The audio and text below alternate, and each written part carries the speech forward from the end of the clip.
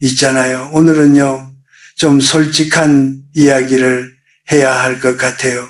아마 많은 분들이 평생 한 번도 제대로 들어보지 못했던 말을 드리려고 해요. 그 말이 뭐냐면요. 당신 지금껏 너무 착하게 살아오셨어요. 그리고 그게 문제예요. 혹시요 이런 경험 있으세요? 누군가가 상처 주는 말을 했는데 그냥 웃어 넘긴 적이요. 아니면요 정말 하고 싶은 말이 있었는데 분위기를 깰까봐 꾹 참은 적이요. 아니면요 속으로는 억울한데 겉으로는 괜찮다고 했던 적이요.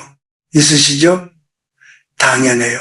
우리 세대는요 어릴 때부터 그렇게 배웠으니까요.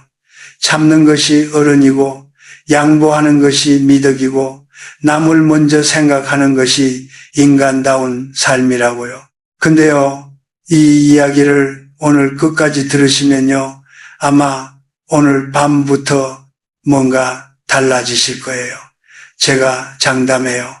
오늘은요 4가지 이야기를 드릴 거예요. 첫 번째는요 왜 착한 사람이 오히려 더 상처를 많이 받는지, 두 번째는요 억지 웃음이 우리 인생에 어떤 대가를 치르게 하는지, 세 번째는요 말 한마디로 어떻게 내 위치가 달라지는지, 그리고 마지막 4번째는요 이게 오늘 이야기 중에서 제일 중요한 건데요.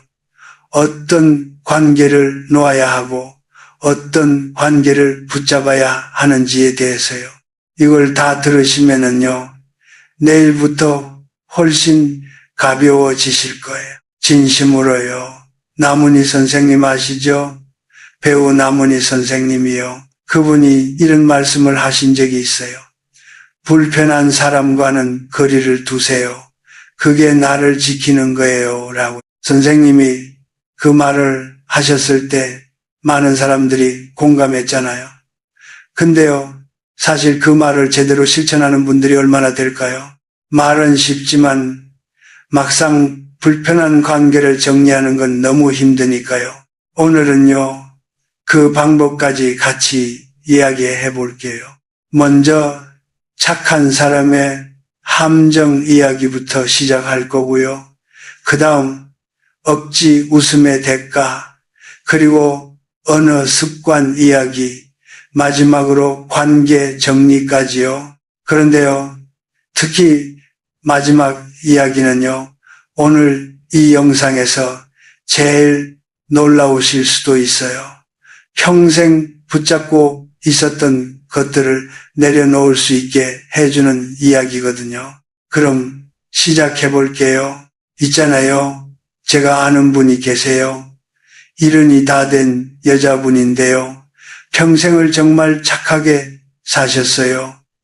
자식들한테도 남편한테도 이웃한테도요. 주변에서도 항상 저분 참 좋은 사람이야 라고 했고 그분도 그걸 자랑스럽게 여기셨어요.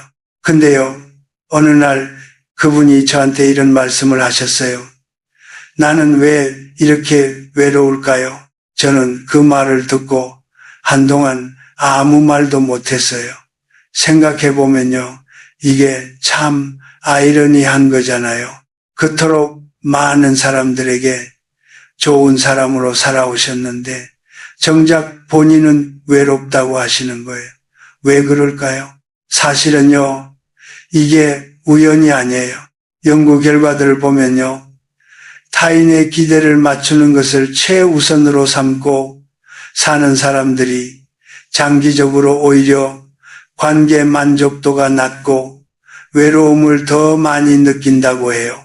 왜냐하면요, 그분들은요, 진짜 자기 자신으로 관계를 맺은 게 아니니까요. 항상 좋은 사람이라는 역할을 하면서 관계를 맺어온 거잖아요. 그러니까 막상 그 역할을 내려놓으면 아무것도 남지 않는 것처럼 느껴지는 거예요. 알아요, 그 마음. 정말 억울하실 수 있어요. 나는 이렇게 열심히 살았는데, 나는 이렇게 남들한테 잘해줬는데 왜 이 나이에 이렇게 허전하지? 그런 마음이요. 근데요, 여기서 중요한 걸 하나 말씀드려야 할 것 같아요. 착한 것과 현명한 것은 달라요. 착한 사람은요, 남을 위해 자신을 희생하는 사람이에요. 근데 현명한 사람은요, 자신을 지키면서도 남을 배려할 줄 아는 사람이에요. 이 두 가지는 비슷해 보이지만 사실 완전히 다른 삶을 만들어내요. 예를 들면요, 이건 마치 비행기에서 산소 마스크를 쓰는 것 같아요. 비행기에서 뭔가 문제가 생겼을 때 아이와 함께 타고 있다면 어떻게 해야 하는지 아세요? 먼저 내 마스크를 써야 해요. 아이부터 씌워주고 싶은 마음이 당연하지만 내가 먼저 산소를 마셔야 아이를 도울 수 있으니까요. 우리 삶도 마찬가지예요. 내가 먼저 숨을 쉬어야 해요. 근데 우리 세대는요, 어릴 때부터 그 반대로 배웠잖아요. 나는 나중이에요. 항상 남이 먼저예요. 부모님이 먼저, 자식이 먼저, 남편이 먼저, 이웃이 먼저. 그렇게 수십 년을 살아오다 보니 어느 순간 나 자신은 어디 있는지 모르게 되는 거예요. 도산 안창호 선생님이 이런 말씀을 하셨어요. 자기를 사랑할 줄 아는 사람이 남도 사랑할 줄 안다라고요. 이게 단순한 말 같지만요, 정말 깊은 진실을 담고 있어요. 내가 나를 귀하게 여기지 않으면 결국 남도 나를 귀하게 여기지 않아요. 세상은요, 당신이 스스로를 대하는 방식 그대로 당신을 대하거든요. 잠깐만요. 잠깐 여기서 한 가지 여쭤볼게요. 혹시 당신도 그런 분이신가요? 늘 남을 먼저 생각하시고 내 의견은 마지막에 조심스럽게 말씀하시는 분. 만약 그렇다면요, 오늘 이 이야기가 특히 중요하실 거예요. 왜냐면요, 지금부터 드리는 이야기가요, 그 습관을 바꾸는 첫 번째 열쇠거든요. 근데 사실은요, 착한 사람의 문제 중에 제일 눈에 안 띄는 게 있어요. 바로 억지 웃음이에요. 이게 왜 문제냐면요, 지금부터 말씀드릴게요. 제가 아는 분 중에요, 오래전에 동창 모임에 갔다 오신 분이 계셨어요. 예순이 넘으신 여자분이셨는데요. 그날 저녁에 집에 돌아오셔서 저한테 전화를 하셨어요. 나 오늘 또 바보같이 웃었어. 무슨 일이냐고 여쭤봤더니요, 모임에서 오랜 친구가 이런 말을 했대요. 야, 너 요즘 많이 늙었다? 맨날 집에만 있더니 사람이 확 달라 보여. 농담처럼 웃으면서 한 말이었는데요. 그분이 순간적으로 뭐라고 했는지 아세요? 같이 웃었대요. 집에 돌아와서 생각해 보니까 화가 나는데 그 자리에서는 왜 웃었는지 모르겠다고 하시더라고요. 알아요. 그 마음 정말 잘 알아요. 우리는요, 그 순간에 선택을 해요. 분위기를 지킬 것인가, 나를 지킬 것인가. 그리고 대부분의 경우 우리는 분위기를 선택해요. 왜냐하면 그게 더 쉬우니까요. 그 자리에서 뭔가 말하는 것이 훨씬 더 어렵게 느껴지니까요. 근데요, 그 억지 웃음이 얼마나 비싼 대가를 치르게 하는지 알면요, 다시는 그렇게 못 하실 거예요. 범죄학에 깨진 유리창 이론이라는 게 있어요. 작은 균열을 방치하면 결국 더 큰 파손으로 이어진다는 이론인데요. 이게 인간관계에도 똑같이 적용돼요. 누군가가 나에게 선을 넘는 말을 했을 때 내가 웃으면서 넘어가는 순간 상대방의 머릿속에 이런 신호가 각인돼요. 아, 이 사람은 이 정도는 괜찮구나. 그리고 그 다음에는요, 더 쉽게, 더 노골적으로 선을 넘기 시작해요. 의도적이 아니더라도 그렇게 돼요. 서울에 있는 한 심리 상담 센터에서 연구를 했는데요. 타인의 무례를 웃음이나 침묵으로 넘기는 사람일수록 장기적으로 우울감과 분노가 훨씬 더 크게 쌓인다는 결과가 나왔어요. 겉으로는 평온해 보이지만 안에서는 계속 무너지고 있는 거예요. 그럼 어떻게 해야 할까요? 저는요, 복잡한 방법을 권하지 않아요. 아주 단순한 것 하나만 말씀드릴게요. 억지로 웃지 마세요. 그 대신 조용히 멈추세요. 말이 떠오르지 않아도 괜찮아요. 상대방의 눈을 바라보며 3초 정도 그냥 아무 말 없이 계세요. 그것만으로도 상대방은 느끼거든요. 아, 내가 뭔가 잘못 말했구나. 이건 싸움이 아니에요. 공격도 아니에요. 그저 나는 그냥 웃고 넘어갈 사람이 아니에요. 라는 걸 가장 품위 있는 방식으로 전달하는 거예요. 당신은 더 이상 억지로 웃어야 할 이유가 없어요. 당연한 거예요. 상처받는 건 당연한 거고 그걸 표현하는 것도 당연한 거예요. 그게 진짜 어른이에요. 남문희 선생님이 인터뷰에서 이런 말씀을 하셨어요. 나이가 들수록 싫은 건 싫다고 말할 줄 알아야 해요. 그게 나를 지키는 거예요. 라고요. 근데요, 싫다고 말하는 것보다 더 강한 게 있어요. 그건 바로 우리가 평소에 쓰는 언어 그 자체예요.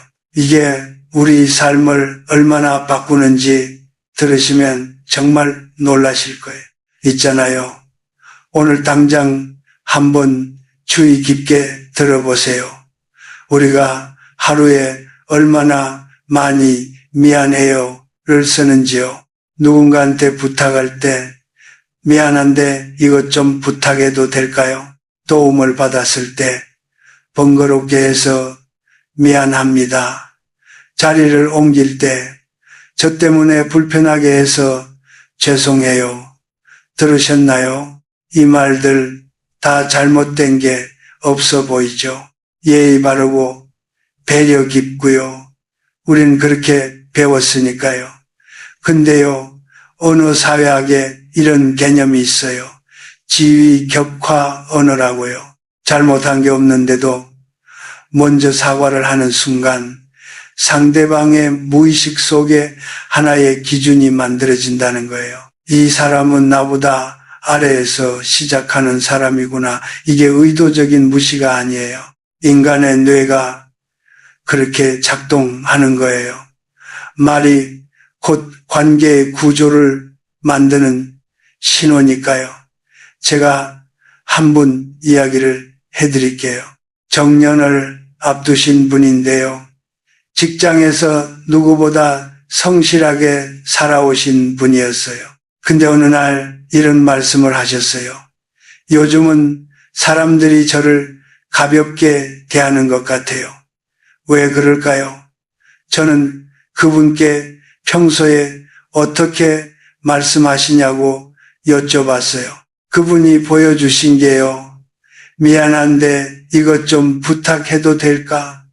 괜히 번거롭게 해서 죄송합니다. 저는 그 순간 고개를 끄덕였어요. 문제는 그분의 태도가 아니라 그분의 언어 속에 이미 자리 잡은 자기 위치였거든요. 그래서 제가 제안을 드렸어요.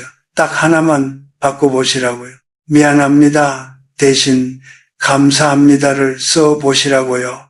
도움을 받았을 때 번거롭게 해서 미안합니다. 대신 시간 내주셔서 감사합니다. 부탁할 때 미안한데 대신 부탁드릴 게 있는데요. 도움 주시면 정말 감사하겠어요. 뜻은 비슷하지만 이 두 말이 만들어내는 느낌은 완전히 달라요. 미안합니다는 내가 잘못한 것처럼 시작하는 말이고 감사합니다는 내가 상대방을 귀하게 여긴다는 말이에요. 위치가 달라지는 거예요. 그분이 몇 달 후에 연락을 해 오셨어요. 이상하게 사람들이 저를 대하는 태도가 달라진 것 같아요. 라고 하셨어요. 저는 그 말을 듣고 전혀 놀라지 않았어요. 당연한 결과였거든요. 이순신 장군님이 그 어렵고 절망적인 상황에서 하신 말씀 기억하시죠? 신에게는 아직 12척의 배가 남아 있습니다. 그 말의 힘이 어디서 왔는지 아세요? 그건 자기 위치를 지킨 언어였어요. 상황이 아무리 힘들어도 자신을 낮추지 않은 그 한 문장이요. 우리도 그렇게 할 수 있어요. 아주 작은 것부터요. 내일부터 딱 하나만 해보세요. 미안합니다. 대신 감사합니다. 라고 말해보세요. 그 한마디가 당신의 위치를 다시 세우는 선언이 될 거예요. 너무 무리하지 마세요. 처음에는 어색할 수 있어요. 그래도 괜찮아요. 조금씩이면 돼요. 근데요, 언어 습관보다 더 깊은 곳에 우리가 바꿔야 할 게 있어요. 그게 바로 양보에 대한 오해예요. 이게 정말 중요한 이야기인데요. 사실은요, 우리가 착한 사람으로 살면서 가장 많이 잃어버린 게 바로 이거예요. 있잖아요. 질문 하나 드릴게요. 식당에서 뭐 먹을까 물어봤을 때 뭐라고 대답하세요? 나는 아무거나 괜찮아. 편한 대로 해. 이렇게 대답하시는 분들 아마 많으실 거예요. 이 말이요. 참 부드럽고 배려 깊어 보이잖아요. 근데 저는 이 말을 들을 때마다 마음이 조용히 내려앉아요. 왜냐면요. 그 말 속에는 아주 깊은 포기가 숨어 있기 때문이에요. 나는 중요하지 않아도 괜찮다. 그 오래된 체념이요. 제가 알던 분 이야기를 해드릴게요. 그분은요. 가족들이 뭘 먹고 싶은지 어디 가고 싶은지 항상 먼저 물었고 본인 의견은 늘 마지막에 그것도 아주 조심스럽게 덧붙이셨어요. 그러던 어느 해 그분의 생일이었어요. 자식들이 좋은 마음으로 식당을 예약했어요. 그런데 거기가 자식들이 좋아하는 고깃집이었어요. 그분은 그날도 웃으면서 따라가셨어요. 그리고 모두가 즐겁게 웃고 떠드는 동안 그분의 얼굴에는 아주 미묘한 침묵이 있었대요. 집에 돌아와서 그분이 처음으로 이렇게 말씀하셨어요. 나는 사실 따뜻한 국물이 먹고 싶었어. 그 한 문장이요. 짧았지만 그 안에 수십 년의 시간이 담겨 있었어요. 말하지 못했던 수많은 순간들, 삼켜야 했던 선택들, 스스로를 뒤로 미뤄왔던 삶의 무게가요. 행동경제학의 디폴트 효과라는 게 있어요. 사람이 어떤 선택을 반복할수록 그 선택이 점점 더 당연한 기본값으로 굳어진다는 거예요.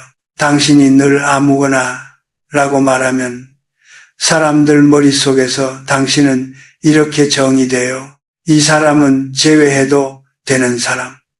이게 의도적인 배제가 아니에요. 인간은 익숙함에 따라 판단하니까요.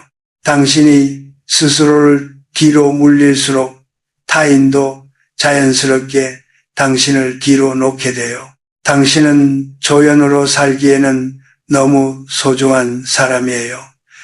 몇 년 전에 한 분이 이런 이야기를 해 주셨어요. 평생 가족을 위해 사셨던 분인데요. 어느 날 혼자 여행을 떠나셨대요. 그리고 그날 저녁 바닷가에서 혼자 국밥을 드시면서 눈물을 흘리셨대요. 슬퍼서가 아니라요. 너무 늦게 시작한 자신을 향한 삶이 낯설어서였다고 하셨어요. 저는 그 이야기를 들으면서 한참 침묵했어요.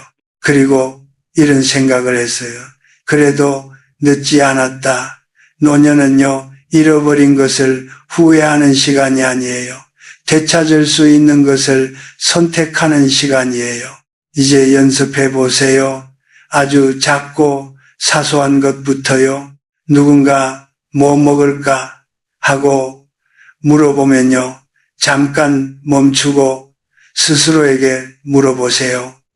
나는 무엇을 먹고 싶은가? 그리고 그 답을 조용하지만 분명하게 말하세요. 저는 따뜻한 국수가 먹고 싶어요. 그 한 문장이요.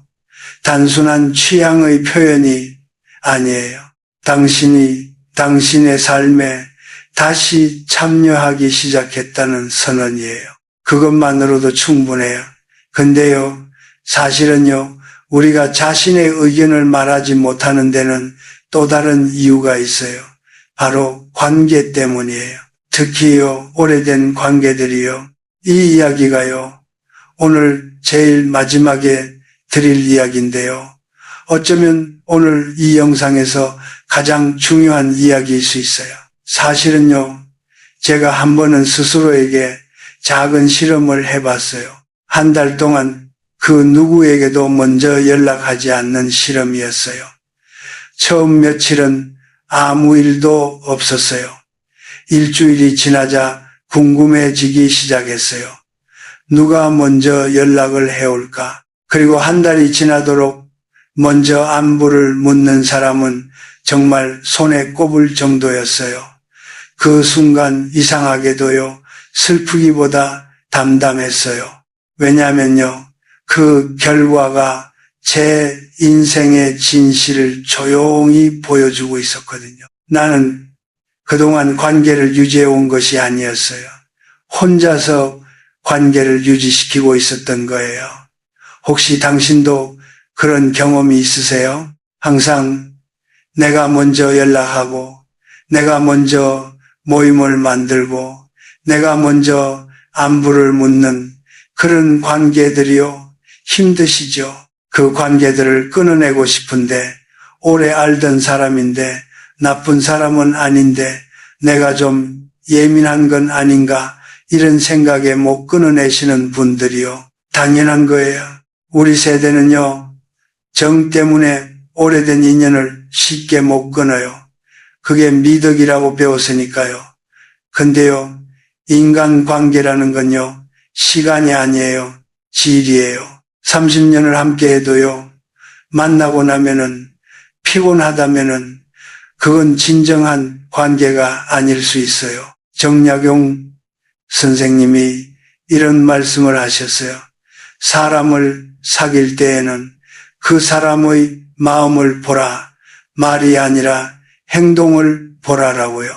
말은 언제든 꾸밀 수 있지만 행동은 결국 그 사람의 본심을 드러내거든요. 만약 어떤 사람이 당신이 먼저 연락하지 않으면 조용히 멀어진다면요.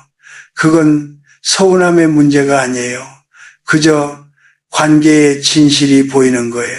사회학의 최소 관심의 원칙이라는 개념이 있어요. 관계에서 덜 아쉬운 사람이 더 큰 힘을 가진다는 법칙이에요. 내가 먼저 연락하고 상대의 반응을 기다리며 혹시 내가 뭘 잘못한 건 아닌지 스스로를 돌아보는 순간 그 관계의 균형은 이미 무너진 거예요. 그렇다고 해서요, 갑자기 모든 인연을 끊으라는 말이 아니에요. 그럴 필요가 없어요. 조금씩이면 돼요. 만나는 횟수를 줄이고 전화 시간을 짧게 하는 것, 먼저 연락하는 걸 조금 줄여보는 것, 그것만으로도 관계의 진실이 보이기 시작해요. 나문희 선생님이 이런 말씀도 하셨어요. 관계는 억지로 유지하는 게 아니에요. 자연스럽게 남아야 관계예요 라고요. 이게 냉정한 게 아니에요. 나를 소중히 여기는 거예요. 당신의 시간은요, 더 이상 남의 마음을 얻기 위해 쓰기에는 너무나 소중해요. 그리고요, 신기하게도요, 관계를 정리하고 나면 그 빈자리에 진짜 소중한 것들이 들어와요. 내가 애쓰지 않아도 내 곁에 머무는 사람들이요, 그 사람들이 별로 없더라도 그것으로 충분해요. 노년이란요, 관계를 넓히는 시간이 아니에요. 관계를 정리하는 시간이에요. 무엇이 진짜이고 무엇이 아닌지를 구별하고 불필요한 인연을 조용히 놓아주는 용기를 배우는 시기예요. 당신이 붙잡고 있는 그 관계, 정말 당신을 위한 건지 아니면 단지 끊어질까봐 두려워서 붙잡고 있는 건지 한번 생각해 보세요.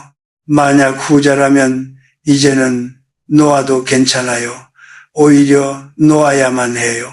혹시요, 혼자 있는 게 두려우세요? 많은 분들이 그러세요.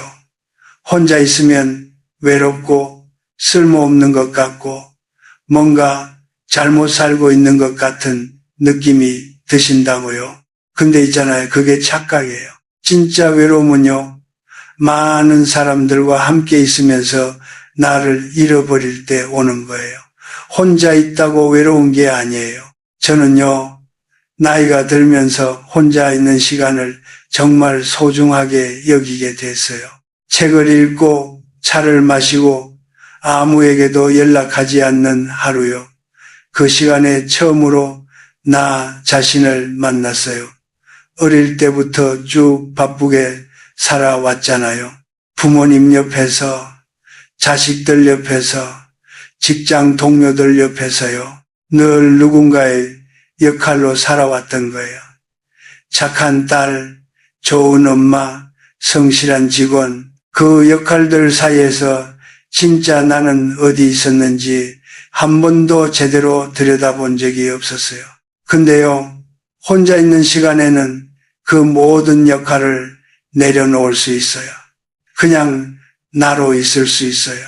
오늘 밤 하나만 해보세요. 모두가 잠든 후에 따뜻한 차 한 잔을 만들어서 조용히 앉아 보세요. 그리고 스스로에게 이렇게 말해보세요.